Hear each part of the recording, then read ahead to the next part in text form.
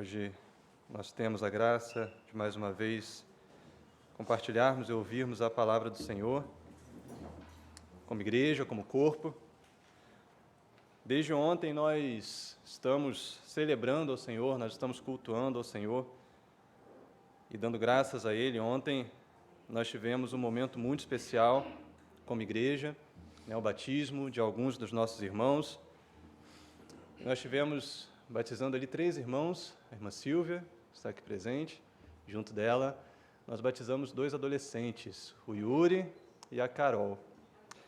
Eu particularmente fico muito feliz quando nós batizamos adolescentes, porque a gente sabe que não é uma fase fácil de se passar, é uma fase de muitos conflitos, né? E, de fato, existem muitos que preferem se voltar para o pecado nessa faixa etária, nesse período da vida. Muitos preferem se afastar de Deus, se distanciar de Deus.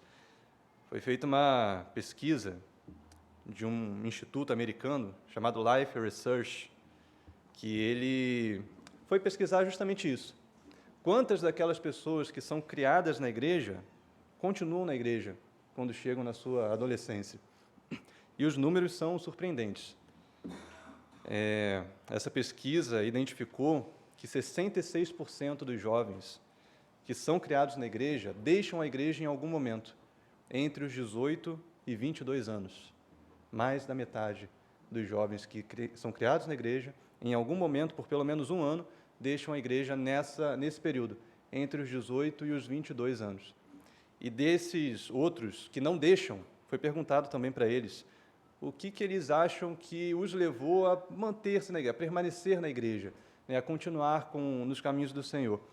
E 43% desses que não se desviaram dizem que um dos principais motivos que os levaram a continuar na igreja foi o exemplo dos seus pais e de outros parentes que os criaram ali, né? Então, eles dizem, eu fui instruído por tal pessoa e eu quis seguir o exemplo dessa pessoa, eu quis continuar aquilo que essa pessoa me ensinou, aquilo que essa pessoa mostrou para mim, que é o Evangelho, que é a vida cristã.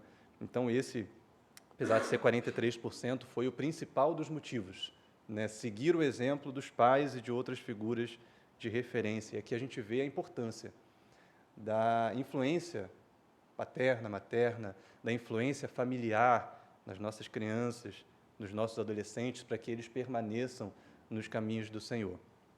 Então, hoje, Dia das Mães, nós refletimos um pouco sobre isso. Eu quero falar para você que é mãe, também para você que é pai, avô, avó, tio, tia, você que tem na sua vida, na sua família, alguma criança, algum adolescente, você que instrui alguém, ou você que faz parte da igreja e que convive aqui com a gente, com as nossas crianças, que a gente vê correndo aqui pelo culto, correndo pela igreja, que você tem a oportunidade também de fazer parte da vida delas.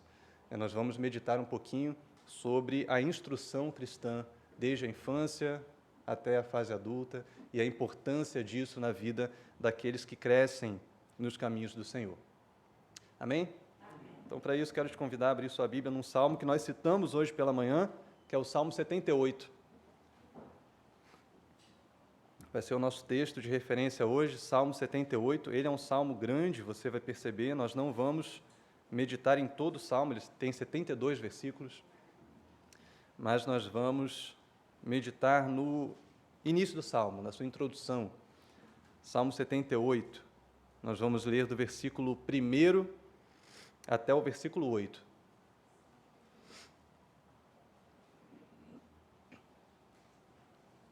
Salmo 78, versículo 1 diz assim: Meu povo, escute a minha lei, dê ouvidos às palavras da minha boca. Abrirei os meus lábios para proferir parábolas e publicarei enigmas dos tempos antigos. O que ouvimos e aprendemos, o que os nossos pais nos contaram, não o encobriremos a seus filhos, contaremos à geração vindoura os louvores do Senhor e o seu poder e as maravilhas que fez. Ele estabeleceu um testemunho em Jacó e instituiu uma lei em Israel, e ordenou aos nossos pais que os transmitissem a seus filhos, a fim de que a nova geração os conhecesse, e os filhos que ainda hão de nascer se levantassem, e por sua vez os contassem aos seus descendentes, para que pusessem a sua confiança em Deus e não se esquecessem dos feitos de Deus, mas lhe observassem os mandamentos, e que não fossem como seus pais, geração obstinada e rebelde, geração de coração inconstante e cujo espírito não foi fiel a Deus. Amém. Nós vamos ler até aqui, feche seus olhos, vamos pedir a direção de Deus para a nossa meditação nessa noite. Ó Pai, louvamos ao Teu nome pela leitura da Tua palavra, louvamos ao Teu nome porque o Senhor nos permite, ó Deus, ter essa graça de conhecermos a Tua palavra, de conhecermos a Tua verdade, de termos, ó Deus, a nossa Bíblia traduzida na nossa língua, de modo que nós podemos entendê-la. Nós te bendizemos, mas nós sabemos, Pai, que a nossa razão, a nossa capacidade intelectual não é suficiente para compreendermos a palavra e aplicarmos ao nosso coração. Precisamos que o Senhor faça isso. Precisamos que o Senhor, ó Deus, coloque essa palavra em nosso coração e nos transforme através dela. Então nós pedimos que o Senhor faça, ó Deus, com que os nossos ouvidos estejam abertos, atentos à Tua voz, que o Senhor de fato fale a cada um de nós, que o Senhor aplique essa palavra às nossas vidas, aos nossos corações, para que sejamos moldados por ela. É o que te pedimos, ó Deus, em nome de Jesus. Amém. Amém. Amém, irmãos. Então, Salmo 78 é o nosso texto de referência hoje. Você vai ver aí que no começo do Salmo vai dizer que é um Salmo de Asaf. Nós temos na Bíblia alguns salmos de Asaf. Asaf, que era um compositor, era um mestre de música, um mestre de canto no povo de Israel, ali no templo de Jerusalém. E Asaf compõe alguns dos salmos que nós temos na nossa Bíblia, e esse salmo que Asaf compõe, nós podemos chamar de um salmo histórico.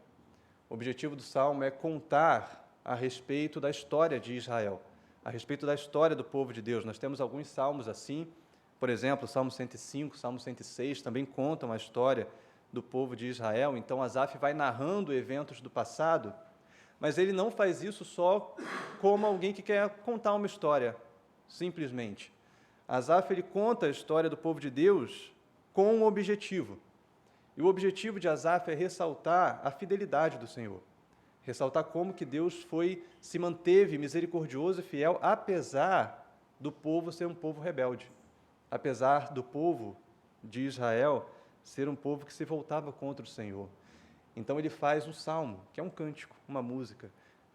A proposta de Asaf, a ideia, o objetivo dele, é que as pessoas pudessem decorar esse cântico e, cantando dessa forma, eles se lembrassem daquilo que já aconteceu com o povo de Deus e de como que Deus agiu em favor do seu povo em diversos momentos, em diversas maneiras. Que eles se lembrassem de como que o povo foi infiel ao Senhor, mas Deus continuou sendo fiel, apesar de tudo isso. Então, Asaf mirava aqui nas gerações futuras. Ele queria que no futuro outras pessoas, outras crianças e jovens que ainda nasceriam, pudessem se lembrar da bondade do Senhor. Então, essa é a ênfase do nosso salmo nessa noite. A ênfase de Asaf é mostrar essa verdade, que cada geração após geração, precisa abraçar a aliança de Deus, precisa abraçar a vontade do Senhor e se voltar de fato para Ele, se tornando fiel ao nosso Deus. No último domingo, nós falamos sobre aliança. Nós vimos aqui a aliança que Deus fez com Abraão, o patriarca, o primeiro dos patriarcas. Deus chama Abraão e faz promessas a ele, faz uma aliança com ele. E nós vimos no domingo passado que, através daquela promessa de Deus a Abraão, as famílias da terra seriam abençoadas na família de Deus. Então Deus promete: em ti serão benditas todas as famílias da terra, eu te darei uma descendência tão numerosa como as estrelas do céu, como as areias do mar, e você será pai de uma grande nação. E o detalhe que nos chama a atenção é que quando Deus promete isso para Abraão, Abraão já era idoso e a sua esposa era estéril. Então era uma promessa que precisaria de um milagre para acontecer. Quando Abraão chega no fim da sua vida, esse milagre acontece, mas nós falamos também hoje pela manhã, Abraão tinha quantos descendentes legítimos? Um só, Isaque. Isaque cresce, tem filhos, e a gente espera, não, agora Isaque vai ter muitos filhos. E Isaac tem 2 filhos, também poucos.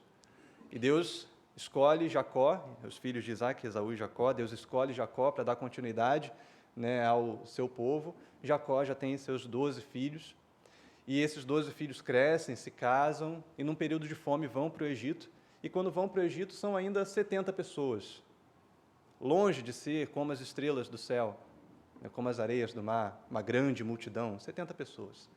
Mas ali no Egito, eles se multiplicam, eles crescem, 400 anos depois, eles são uma nação gigantesca, numerosa.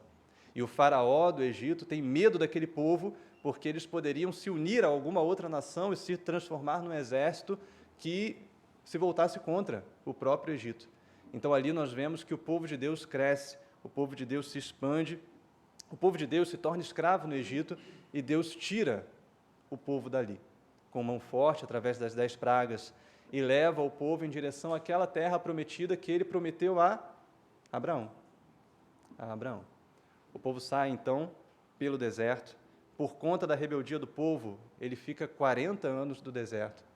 E ali no Monte Sinai, Deus renova a sua aliança com o povo de Deus.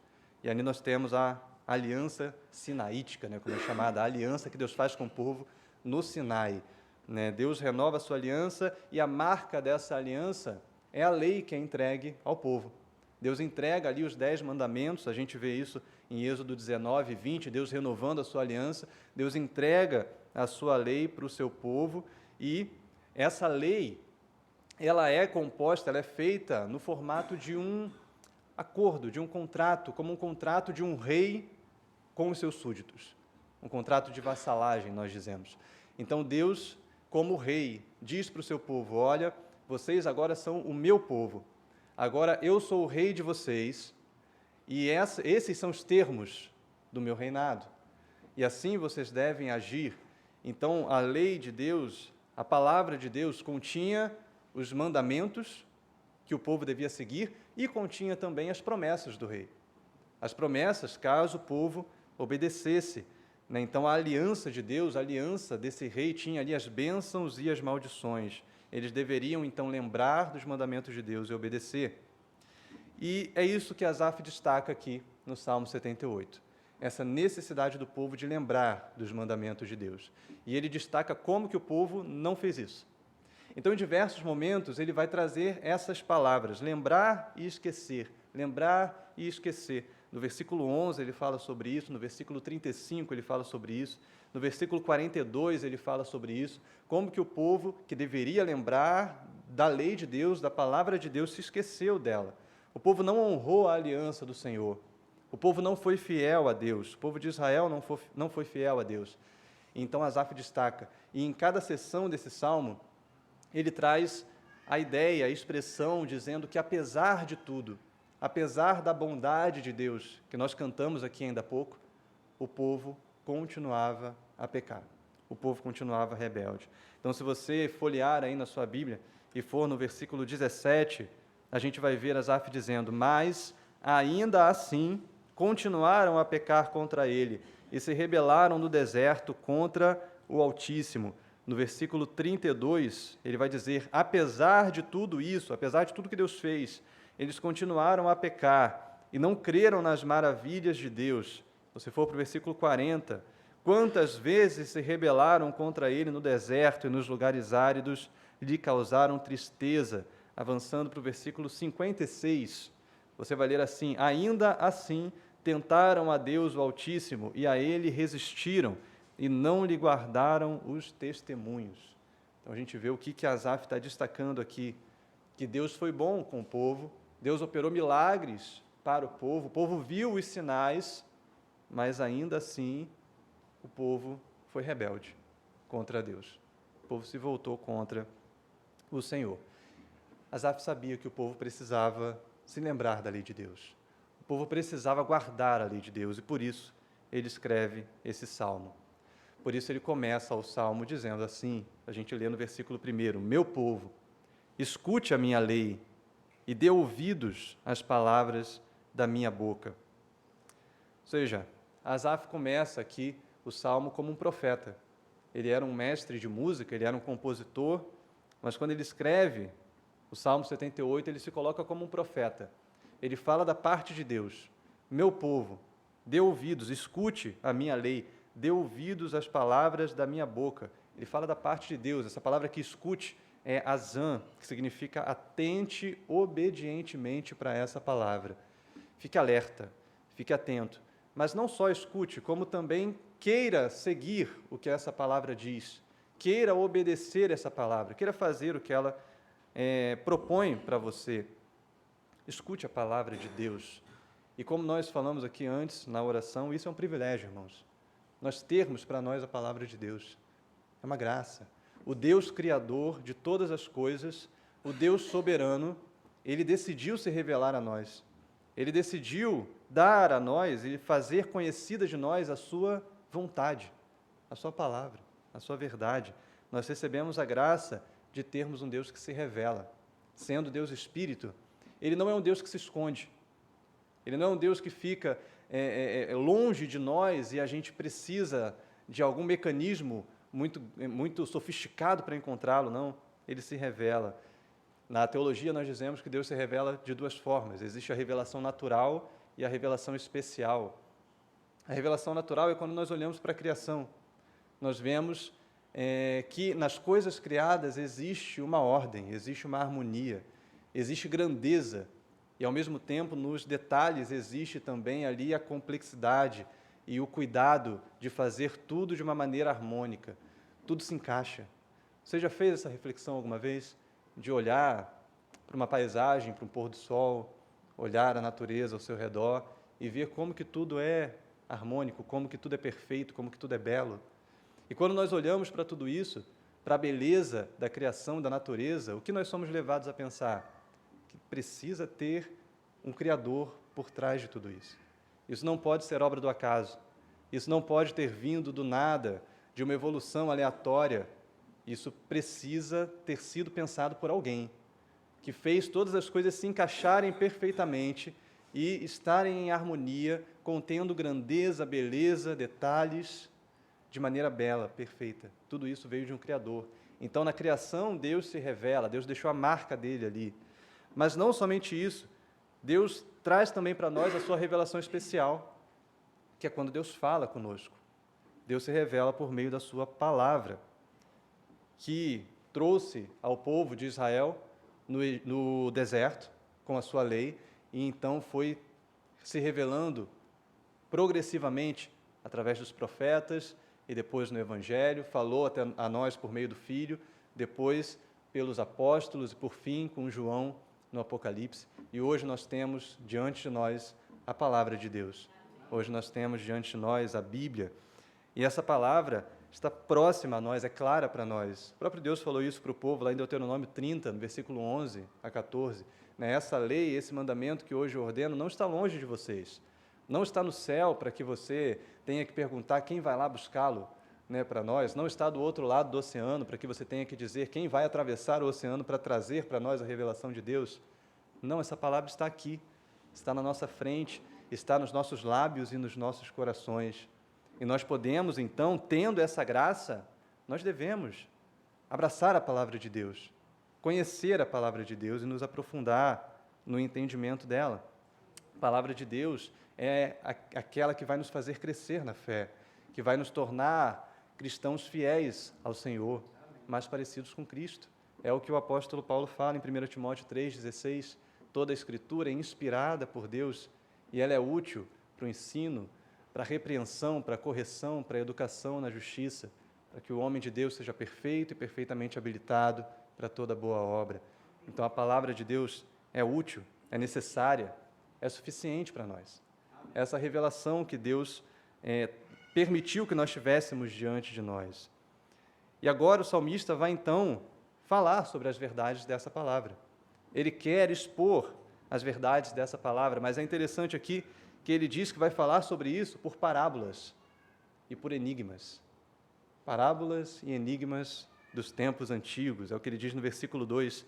Abrirei os meus lábios para proferir parábolas e publicarei enigmas dos tempos antigos. Nós falamos um pouquinho desse versículo de manhã.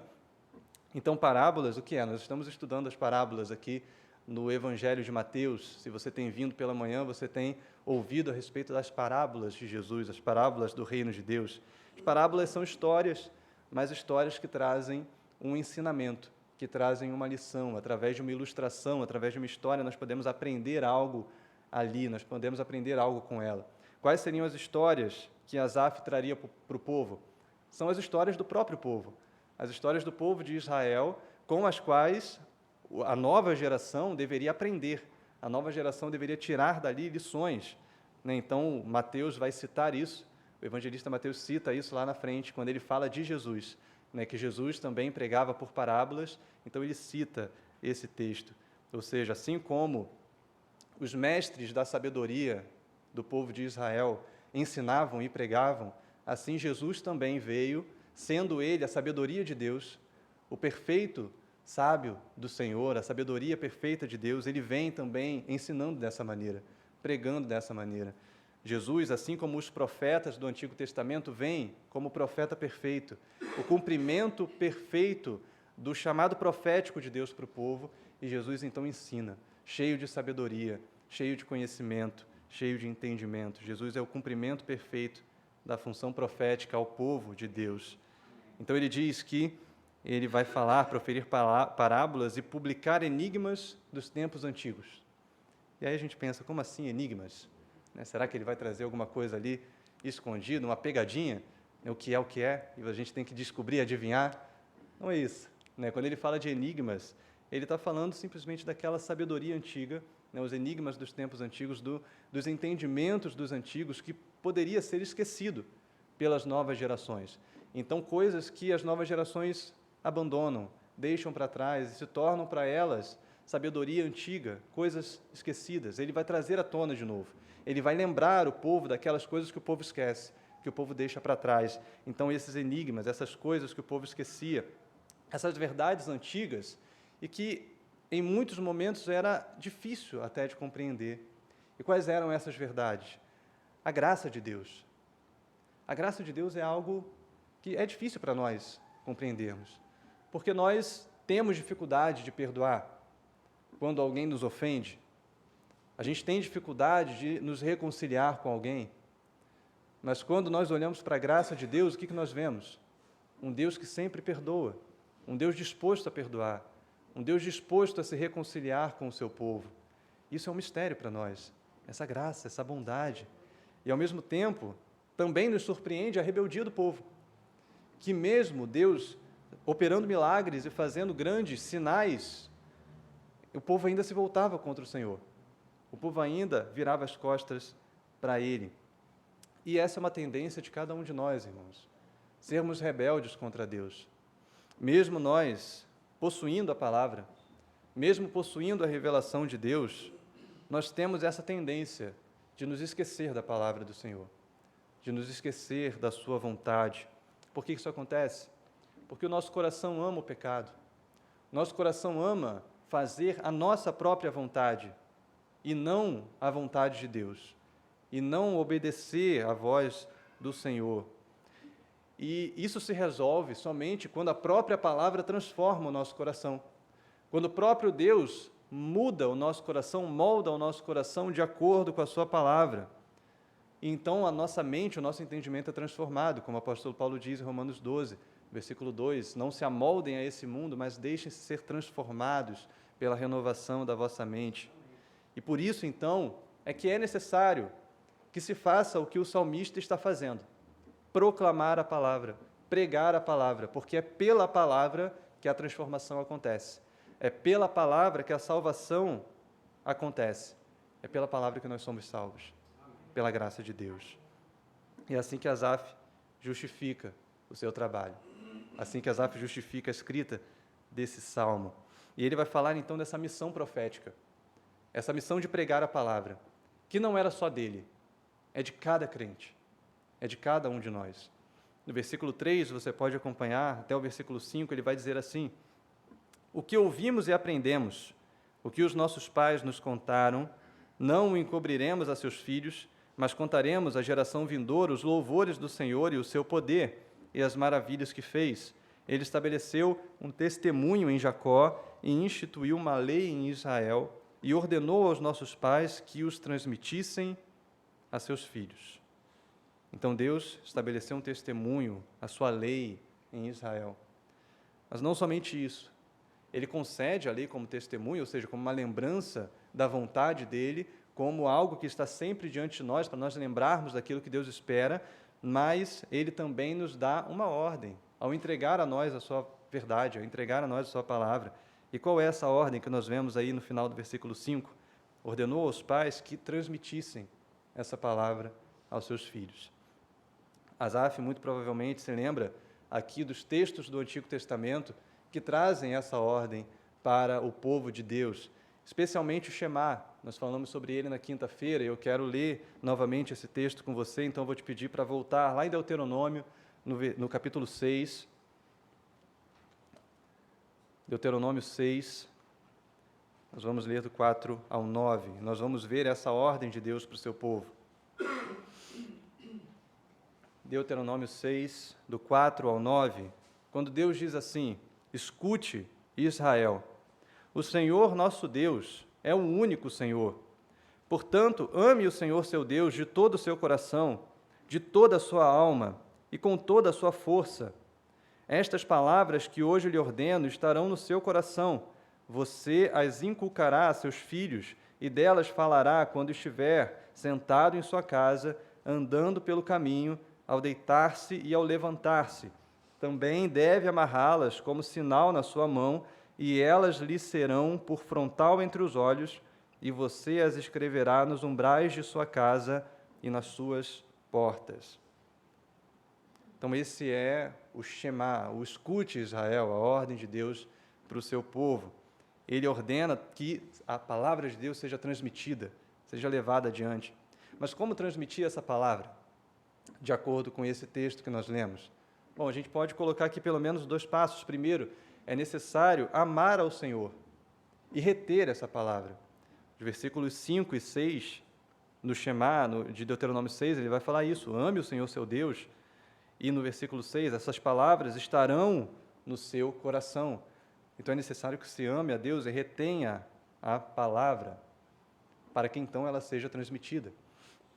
Quando nós olhamos, irmãos, para muitos lares, inclusive lares cristãos, famílias cristãs, nós vemos muitos pais que não transmitem a palavra porque não amam a palavra. Não têm a palavra como algo importante para eles. Muitos pais amam o trabalho, muitos pais amam o dinheiro, amam a carreira, e então fazem um esforço muito grande para preparar os seus filhos para isso. Eu tenho que preparar o meu filho para que ele, no futuro, ganhe dinheiro, tenha um futuro profissional consolidado. Por que os pais fazem isso? Porque isso é um valor, isso é importante, isso é algo que eles consideram importante. Mas, ao mesmo tempo, se esses pais não amam a Deus e não amam a palavra de Deus, eles não vão investir tempo em formar o caráter cristão de seus filhos. Eles não vão investir tempo em ensinar seus filhos a caminhar com Deus. Não somente pais, mas também filhos e avós e tios que não falam de Cristo nos seus lares. Muitos fazem isso porque não têm a palavra de Deus em grande estima, não valorizam a palavra do Senhor. Então falam de diversos assuntos, falam de diversas outras coisas e a palavra de Deus fica esquecida. E muitas vezes aquela família só escuta sobre Deus, só fala sobre Deus quando está na igreja, quando vem aos cultos. Nas suas casas a palavra não é transmitida porque não existe amor à palavra, não existe amor a Deus. Quando nós de fato amamos ao Senhor, nós queremos falar dele. É o que Jesus diz: a boca fala do que o seu coração está cheio. Então, quando nós enchemos o nosso coração de Deus, automaticamente os nossos lábios falarão sobre Deus, falarão sobre Cristo, falarão sobre os caminhos do Senhor. Mas se o nosso coração está vazio dele, nós não falamos. Nós não falamos dele porque não temos a ele como importante para nós. E, ao mesmo tempo, a gente encontra a importância aqui de amar ao Senhor e de reter a palavra quando nós entendemos que muitos pais até tentam ensinar os seus filhos, mas não vivem essa palavra, não dão o exemplo, não refletem a palavra de Deus. E por quê? Justamente porque não a amam. porque não a têm como algo importante, como algo que eles estimam. E é nesses casos, especialmente nesses casos, que nós vemos muitos filhos de cristãos que lá na frente se desviam, lá na frente se afastam da igreja e às vezes fazem isso revoltados, porque dizem, não, meus pais falavam da Bíblia, mas viviam uma coisa totalmente diferente. Eu não quero seguir isso, eu não quero viver isso. Então, muitos filhos têm o efeito contrário, né? Vivem o efeito contrário, se afastando de Deus, porque tiveram pais que queriam ensinar a palavra, mas não viviam a palavra, não amavam a palavra, não levavam a sério a palavra do Senhor. Por isso, irmão, viva a palavra de Deus na sua casa. Você que está dentro do seu lar, reflita essa palavra. Como que você vai fazer isso? Amando a Deus, amando a palavra de Deus, desejando se aprofundar cada vez mais, e então vai surgir naturalmente um viver que reflete a palavra de Deus e o Evangelho do nosso Senhor. E então, quando você ama ao Senhor teu Deus, e quando você retém essa palavra no seu coração, aí sim você fala a respeito dela. Então você transmite essa palavra, é o que ele vai falar no versículo 7 ao versículo 9. Você vai inculcar essas palavras aos seus filhos, e delas falará quando estiver sentado em sua casa, andando pelo caminho, ao deitar-se, ao levantar-se, ou seja, em todo tempo, em toda ocasião, você fala da palavra. Você fala de Cristo, você leva aos seus filhos o Evangelho. Uma vez que você ama a Deus, você quer falar sobre Ele. Então, irmão, sature o seu lar da palavra de Deus, encha o seu lar da palavra de Deus. Fale de Cristo em todo tempo, fale de Deus em todo tempo. Que os seus filhos, que os seus irmãos, que os seus pais saibam que ali, naquele lar, existe alguém que ama ao Senhor, alguém que busca, de fato, viver para o Senhor, alguém que busca, de fato, viver a vontade de Deus. Essa é a sua missão, irmão. Essa é a sua missão. Esse é o chamado de Deus para cada um de nós. Amar a palavra e proclamar a palavra em todo tempo e em todo lugar. Nós não podemos, como pais, transferir isso para outros, transferir isso para a igreja, esperar que as tias, as pessoas da salinha ensinem os nossos filhos. Afinal de contas, já levamos eles para a igreja, então eles já estão sendo instruídos. Não podemos. A missão é nossa.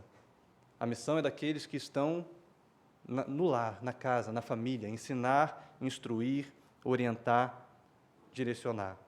Essa missão é sua. Quando nós voltamos para o Salmo 78, nós vemos isso no versículo 5. Ele ordenou aos nossos pais, ele ordenou a eles que o transmitissem aos seus filhos. Essa ordem é para cada um de nós. E ainda que você não seja pai ou mãe, como cristão, você deve levar a palavra a essa geração, falar de Cristo a esse povo, a essa geração. Deus te colocou aqui nesse tempo. O cristianismo já tem mais de 2000 anos e muitas gerações já se levantaram e passaram, mas nós vivemos hoje a nossa geração. E nós fomos salvos por Cristo, por meio da palavra de Deus. Deus nos colocou aqui, nesse tempo, em 2023, nessa geração, para pregar a palavra, para proclamar o Evangelho a esses que vivem hoje e que talvez estão longe de Deus, estão distantes do Senhor. Por isso o salmista diz, aquilo que nós aprendemos, aquilo que nós ouvimos no versículo 3, o que os nossos pais nos contaram, nós não vamos encobrir, nós não vamos deixar de contar às gerações vindouras. Você um dia recebeu o Evangelho, você um dia recebeu a palavra de Deus. Eu não sei de quem você recebeu a palavra de Deus. Talvez foi dos seus pais, talvez foi de um líder da sua igreja, talvez foi de um amigo, um colega no trabalho, na escola, mas um dia você recebeu a palavra de Deus. E uma vez que nós recebemos e fomos transformados por essa palavra, nós queremos levar adiante esse Evangelho. Não só queremos, como devemos levar adiante o Evangelho. E é assim que cada geração, geração após geração, será salva pelo Senhor e se voltará para o nosso Senhor Jesus. Nós vivemos, irmãos, entre gerações. Nós vivemos num tempo entre as gerações que passaram e as gerações que ainda virão. Nós precisamos pegar as verdades antigas e levar adiante. Hoje em dia, nos nossos tempos, na modernidade, né, uma coisa que é muito forte é o espírito revolucionário. E o espírito revolucionário vai dizer que tudo que é antigo tem que ser deixado para lá. É antiquado, né? Tudo que é antigo já passou, é obsoleto. Então a gente tem, uma palavra que se gosta de usar hoje, a gente tem que desconstruir tudo, né? E tendo desconstruído, a gente vê o que a gente faz em cima disso, desses escombros que se criaram. Então desconstrua tudo. E nós hoje vivemos o melhor tempo. O que é antigo tem que ser deixado para trás. C.S. Lewis chamava isso de snobismo cronológico. A gente acha que o nosso tempo é o melhor de todos, né? E que não tem nenhum outro tempo tão bom quanto o nosso, e que a gente é que sabe o que é melhor para nós. Os antigos não, os antigos estão ultrapassados. E às vezes, irmãos, esse pensamento, essa ideia entra nas igrejas também. E é aí que nós vemos igrejas tentando encontrar novidades, e abandonando tudo que vem da tradição, todos os símbolos, toda a liturgia, tudo aquilo que ao longo dos anos foi levado adiante, e essas igrejas tentam trazer coisas novas, e para agradar os olhos de quem chega, para fazer com que as pessoas se impressionem com aquilo que elas vão encontrar quando entram na igreja. E pior do que isso é quando essa tendência chega nos púlpitos. E então aqueles que pregam não querem mais pregar o Evangelho. Aqueles que pregam querem agora pregar uma novidade, uma palavra de efeito, uma revelação que ninguém nunca teve, para as pessoas dizerem: uau, nunca pensei desse jeito, nunca imaginei isso que esse pregador falou. E a Bíblia vai sendo deixada para trás, o Evangelho vai sendo deixado para trás. Mas da nossa parte, irmãos, nós devemos preservar o conhecimento da palavra. Amém. Nós devemos preservar o conhecimento de Deus, do nosso Senhor. Como Ele diz: eu levarei, eu contarei às gerações vindouras os louvores do Senhor, o seu poder e as maravilhas que fez.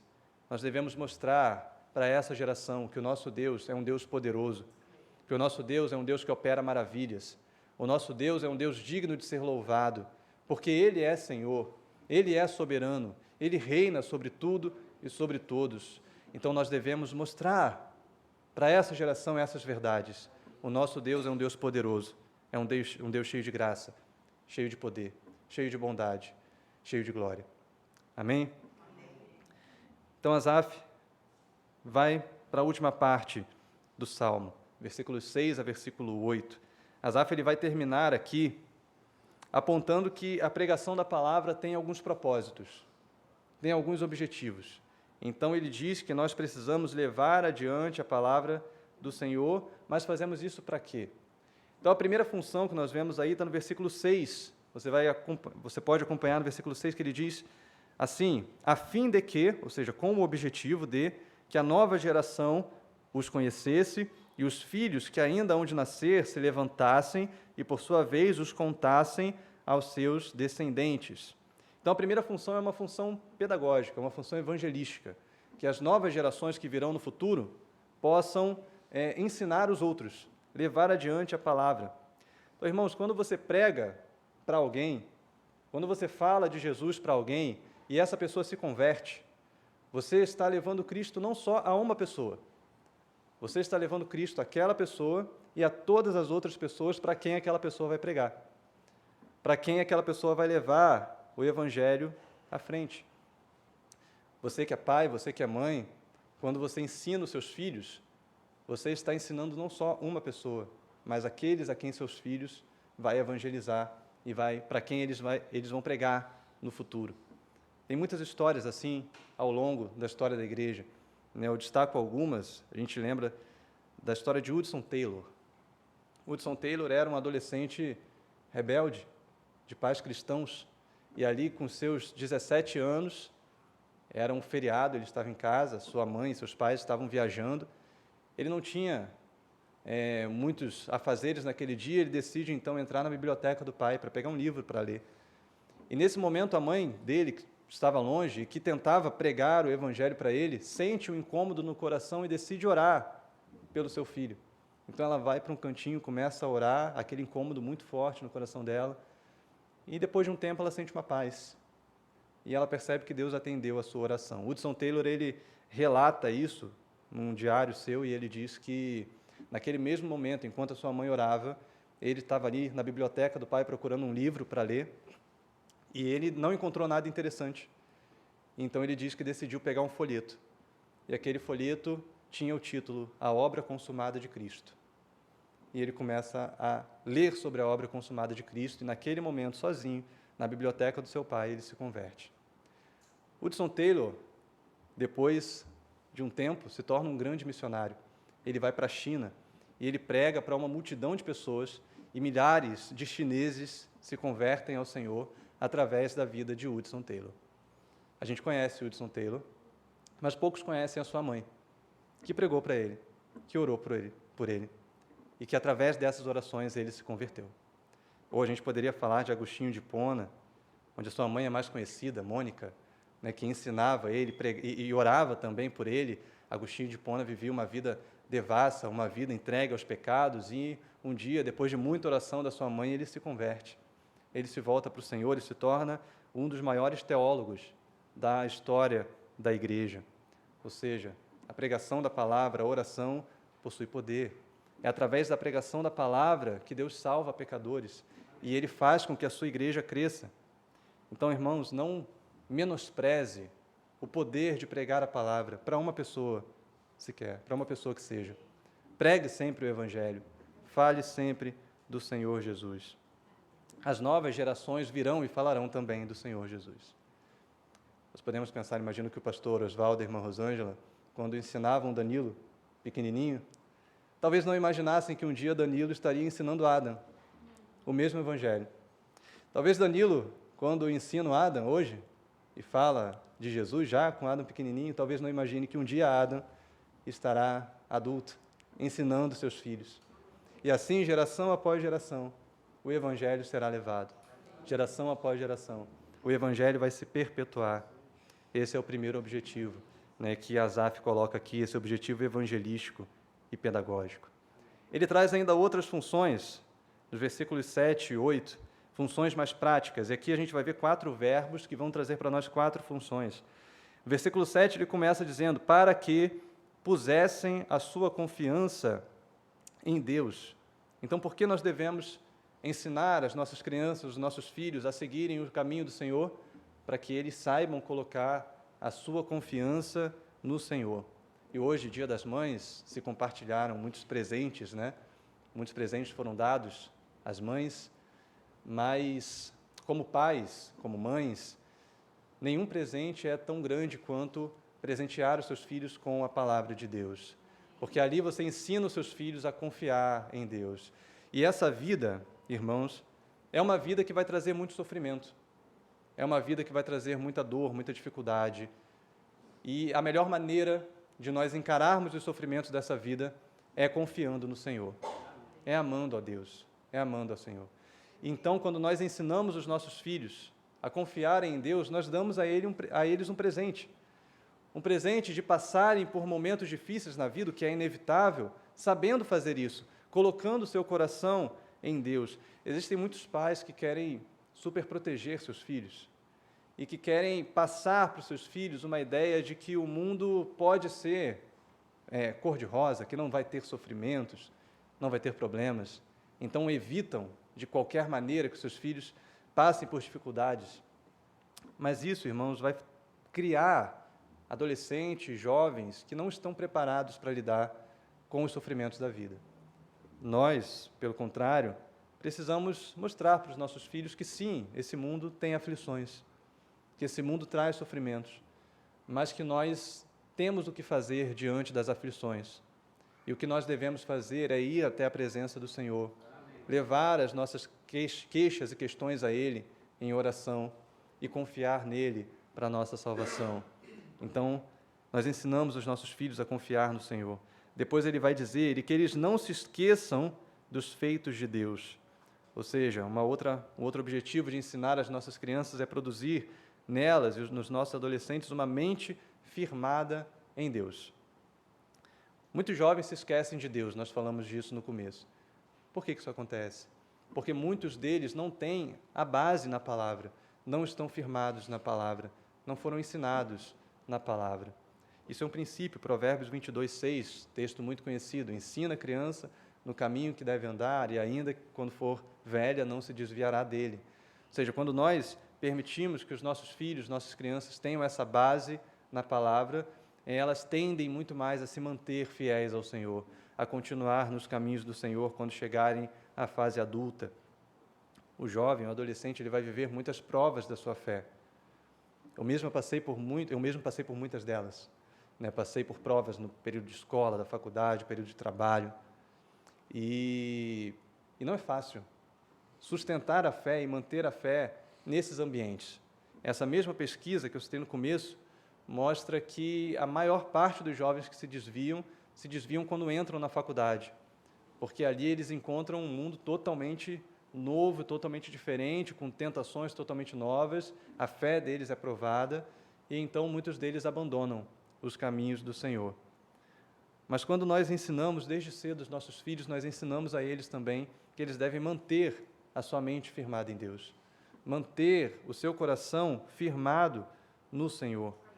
A educação cristã pode, então, irmãos, promover essa fé firme e constante no nosso Deus, no nosso Senhor, e fazer com que a criança, quando chegue à fase adulta, se torne um adolescente, um jovem, fazer com que eles saibam encarar os testes da sua fé e se mantenham firmes na presença de Deus.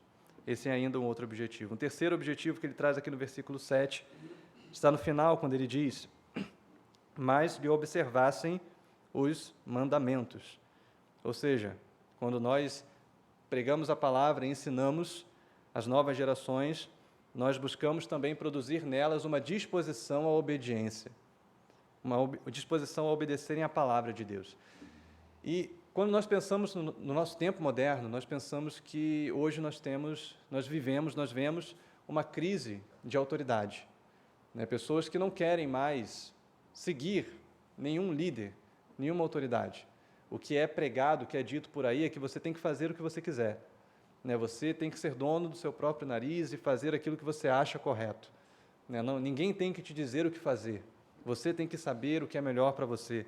Então, a gente vive essa crise de autoridade, essa relativização da verdade, essa ideia de que tudo pode, tudo é permitido e você tem que dizer o que é a verdade para você. E isso vai ser uma vida bem vivida. Isso é o que se diz por aí. E isso é o que os nossos jovens crescem ouvindo. Mas quando nós nos voltamos para a palavra, nós percebemos que essa não é a verdade. A verdade é que o viver bem está em obedecer ao Senhor. A boa vida, a vida vivida em paz e em harmonia com o nosso Criador está em obedecermos a Ele, em fazermos a vontade dEle. O mandamento dEle é vida para nós. O próprio livro de Salmos fala isso, lá em Salmo 19, no versículo 7, versículo 8, diz que a lei do Senhor é perfeita, que a lei do Senhor sustenta a nossa alma, os mandamentos do Senhor são fiéis e trazem sabedoria para nós. Então, irmãos, nós buscamos isso ao ensinarmos os nossos filhos, fazer com que eles desejem obedecer ao Senhor. E o nosso desejo se torna, então, ver a santificação dos nossos filhos, os nossos filhos se tornando obedientes ao nosso Pai, ao nosso Criador. E, por fim, o último objetivo que ele põe aí está no versículo 8, quando ele diz: e que não fossem como seus pais, geração obstinada e rebelde, geração de coração inconstante e cujo espírito não foi fiel a Deus.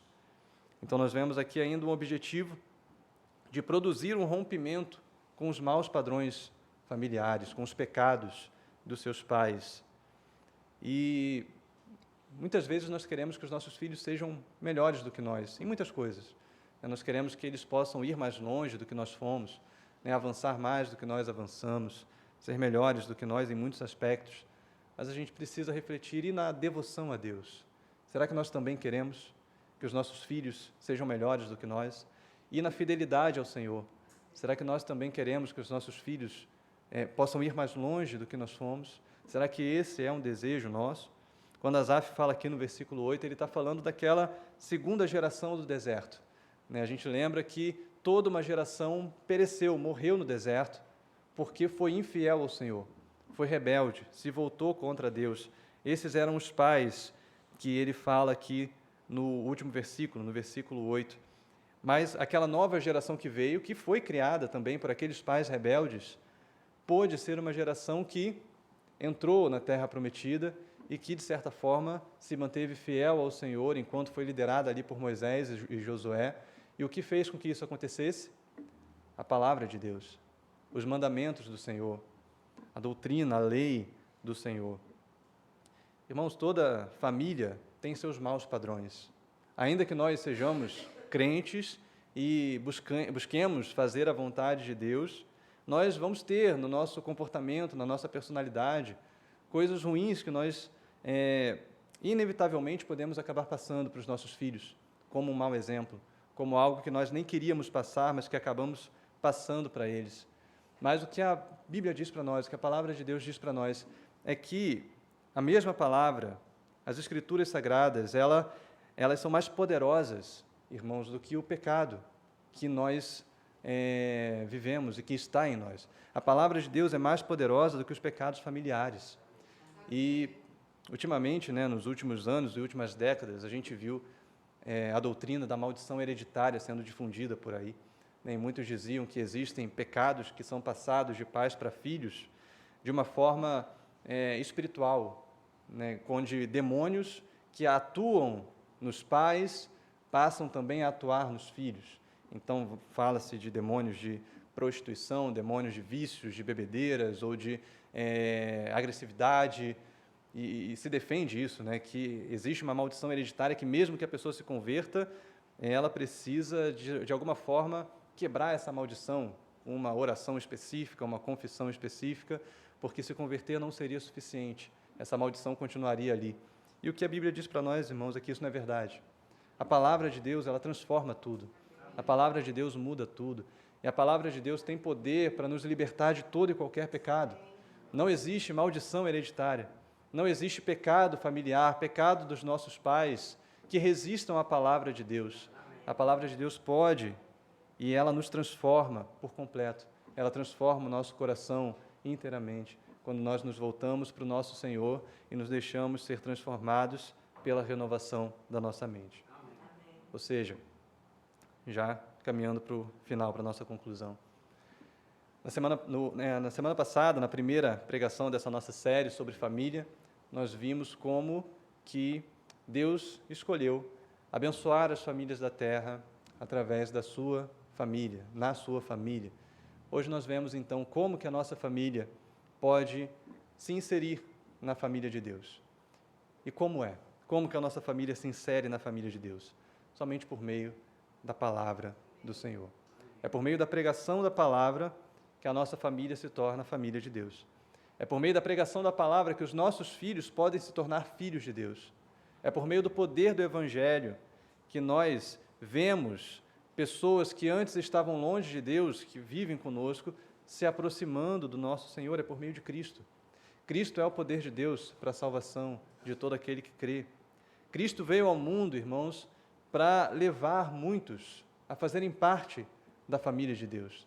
O Filho de Deus veio ao mundo para que os homens pudessem se tornar também filhos de Deus, pudessem se aproximar dele e se tornar parte de sua família. Em Romanos 8, no versículo 29, o apóstolo Paulo diz que Cristo é o primogênito entre muitos irmãos.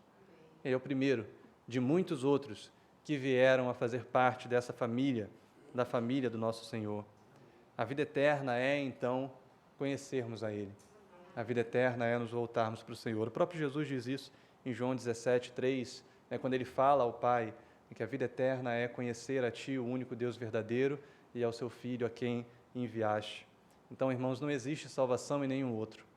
Não existe salvação em nenhum outro nome, em nenhum outro lugar, a não ser no nosso Senhor Jesus Cristo. A não ser na obra redentora de Cristo Jesus na cruz do Calvário.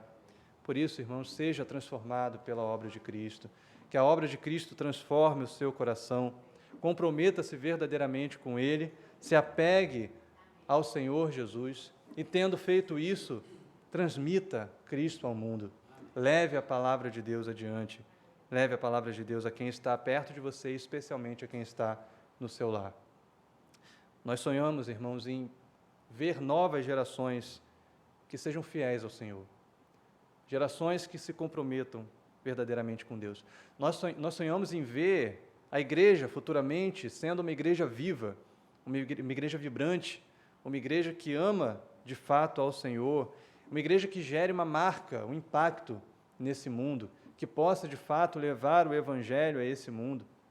Nós sonhamos em ver jovens que abandonem o pecado, que abandonem a maldade desse mundo, e não jovens que abandonem a igreja, que abandonem os caminhos do Senhor entre os seus 18 e 22 anos.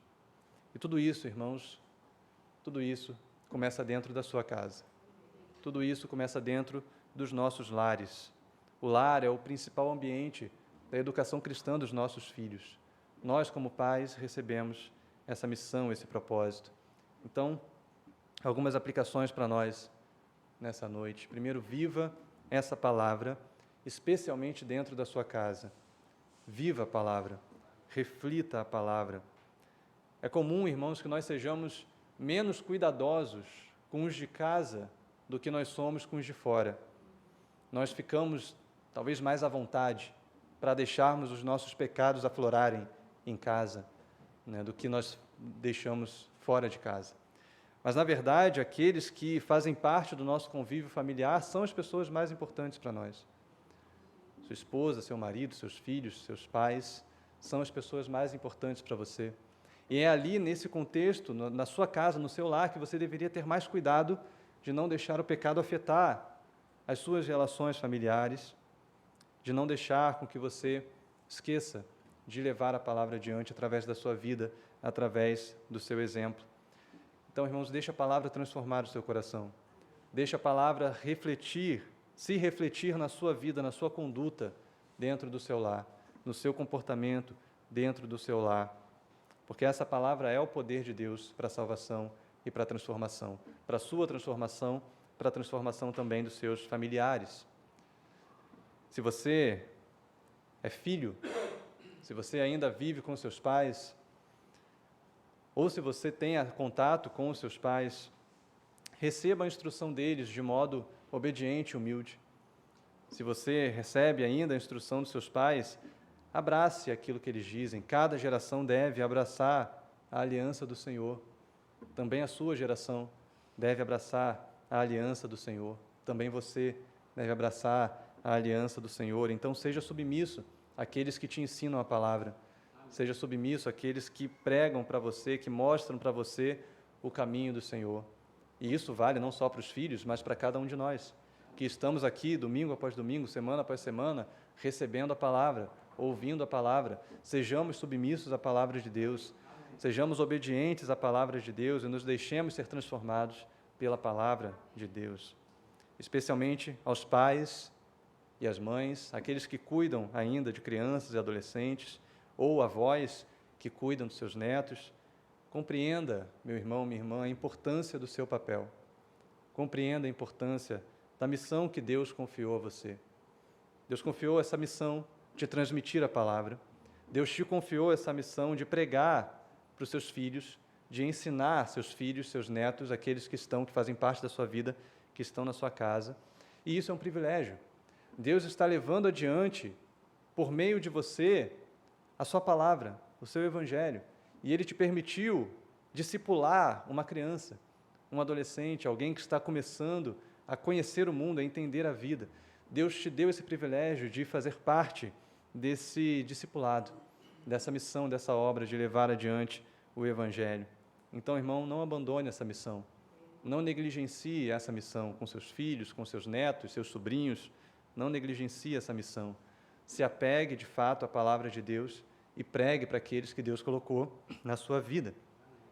Ore pelos seus filhos, ore pelos seus familiares, ore por aqueles que Deus colocou diante de você, porque, irmãos, só Deus pode salvá-los.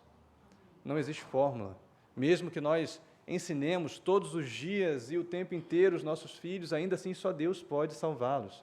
Nós devemos pregar, devemos ensinar, mas é necessário que um dia a palavra de Deus entre no coração daquela criança, daquele adolescente e transforme aquela vida, como foi com Hudson Taylor, com Agostinho de Hipona. É necessário que um dia Deus toque aquela alma, aquela vida e o transforme. Por isso, ore. Ore pelos seus filhos, ore pelos seus netos, pelos seus sobrinhos, ore pelas futuras gerações, para que Deus também os salve, para que Deus os resgate. Faça cultos domésticos na sua casa esteja com seus filhos e pregue a palavra para eles, cante louvores, instrua-os nos caminhos do Senhor. E, acima de tudo, viva esse evangelho no seu lar, através do perdão, do amor, da compaixão e da proclamação da palavra. Amém, irmãos? Então, que Deus nos dê essa graça de ver as futuras gerações, essas que hoje são pequenininhas, esses que hoje são pequenos, que Deus nos dê essa graça de vê-los crescendo fiéis ao Senhor, crescendo fiéis ao nosso Deus, e que Ele nos permita fazer parte de tudo isso, como aqueles que oraram por eles, como aqueles que os instruíram. Que assim os nossos familiares, que as nossas famílias sejam inseridas na família de Deus. Amém, irmãos? Amém. Vamos orar a esse respeito. Feche seus olhos, vamos pedir para Deus abençoar essa palavra e aplicá-la ao nosso coração. Ó Deus, te agradecemos, Pai, te louvamos porque mais uma vez nós podemos aprender de Ti, porque mais uma vez podemos ouvir da parte do Senhor o Teu Evangelho, a Tua palavra. Esse mês, ó Deus, em que nós falamos sobre família, falamos sobre os Teus propósitos para as nossas famílias, ó Pai, sobre aquilo que o Senhor nos designa, aquilo que o Senhor deseja para nós e ordena a nós. Ó Pai, nós queremos Te louvar porque o Senhor ama as famílias, o Senhor desejou salvar as nossas famílias. E assim, ó Deus, o Senhor nos trouxe para a Sua casa, para a Sua família. Te louvamos porque hoje nós podemos dizer que somos Seus filhos, que somos parte, ó Deus, da Sua família, somos, ó Deus, aqueles que Te buscam, que Te amam, que temos a Ti como Pai. E tendo o Senhor como Pai, podemos Te buscar e estar na Tua presença. Podemos, ó Deus, ser acolhidos por Ti. Tendo o Senhor como Pai, nós podemos ser amados, ser amparados pelo Senhor. Glória ao Seu nome, ó Deus, obrigado por esse privilégio, por essa graça tão grandiosa que o Senhor nos concede. Mas Te pedimos, ó Deus, que o Senhor também nos capacite, nos dê forças, nos motive, ó Pai, nos impulsione a pregar a Tua palavra àqueles que ainda não Te conhecem. Ó Pai, quantos de nós temos na nossa família pessoas que estão distantes do Senhor? Quantos de nós temos filhos que se distanciaram de Ti? Quantos de nós temos netos ou irmãos? Quantos de nós temos pais que estão longe do Senhor? Temos tios, temos primos que não Te conhecem? Ó Deus, nós sabemos que o Senhor nos trouxe, nos colocou nesse mundo como luz para, ó Deus, levar adiante a Sua palavra. O Senhor nos dá, ó Deus, esse chamado, então nós pedimos que o Senhor nos permita pregar o Teu Evangelho, que o Senhor abra portas, ó Deus, traga oportunidades, traga ocasiões em que nós possamos falar de Ti, em que nós possamos falar de Cristo, falar, ó Deus, dos Teus louvores, do Teu poder, das Tuas maravilhas, mostrar, ó Deus, com o nosso comportamento, com as nossas atitudes, como o Senhor tem nos transformado, como o Senhor tem transformado o nosso coração. E assim, ó Deus, nós oramos por cada família aqui representada.